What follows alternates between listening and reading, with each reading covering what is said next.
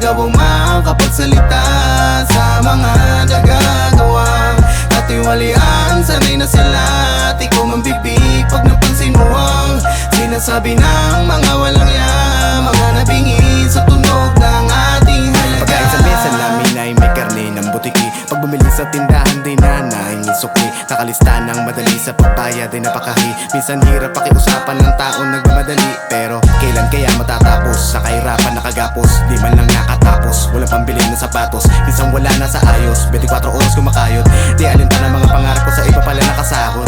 Kahit pilitin mo pang umangat, baka sa langit ka lang lumapag. Dami hangarin gusto matupad, dami balakad ay tsaka kuwag. Sa buhay dapat hindi ka duwag, panatilihin mo wag kang bulag. Bulagan sa mga nangyari, tuloy ang lagari ka sa di ka na matibag. Kaso paano kung kayo ang harang? Sa isip ay napatanong kung kailan maliliwanagan. Di ba dapat kayo ang sumusuko sa kahirapan? Pero bakit kayo lamang dito ang nakikinabang? Tanggalin mo na ang piri sa iyong mata. Di magawang makapagsalita sa mga nagagawang katiwalian. Sanay na sila at ikaw mambibig pag napansin mo ang sinasabi ng mga walang ya, mga nabingi sa tunog ng ating halaga.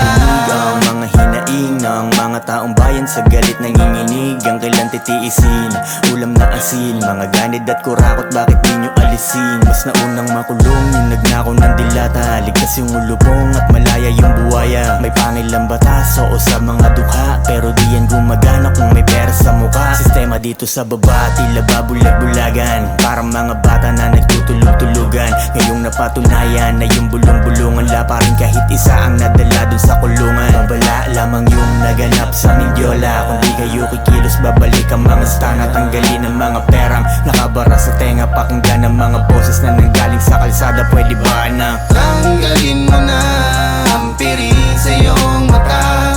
Di magawang makapagsalita sa mga nagagawang katiwalian. Sanay na sila at ikaw mambibig pag napansin mo ang sinasabi ng mga walang ya, mga nabingi sa tunog ng ating halaga. Kaunlaran, pagbabago pag naupo na sa trono, busog ang tenga sa mga pangako. Lahat ng tao ay ginagago ang buwis ng taong bayan. Bakit kayo na nakinabang? Buksan na ang kamalayan. Nasaan na ba ang katarungan? Isipin at silipin ang paglilitis sa sobrang bagal ng proseso ay walang nagaganap. Silang nagtuturuan sa kaban ng bayan na nagwaldas ng kahon-kahon ng pera parehong tumanggap. Kasama na rin mga galamay, mga proyektong pinalagay. 100% plano, lahat kagad ay natangay. Kaliwat ka na nakatiwalian at pahayag na kasinungalingan. Tuka ka na nga sa sarili mo ba? Ginulag ka ba sa'yo karapatan? Mga pababago ay nasaan? Ilan na ba ang nasimulan? Ang salapin na ninakaw, siyang hinarap ay matatagpuan. Mga walang kabusugan, halag sa aking malura, uhos sa kapangyarihan, kaya ito kinalabasan. Tanggalin mo na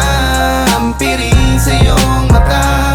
Di magawang makapagsalita sa mga nagagawang katiwalian. Sanay na sila at ikaw mambibig pag napansin mo ang sinasabi ng mga walang ya, mga nabingi sa tunog ng ating halaga. Tanggalin mo na ang piri sa iyong mata.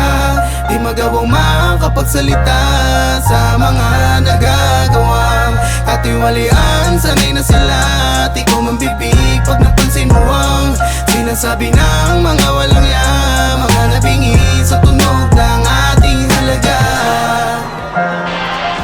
Mahigit 50,000 ang nakiisa sa kilos protesta kontra korupsyon sa Luneta sa Maynila. Nandito po kasi sa rally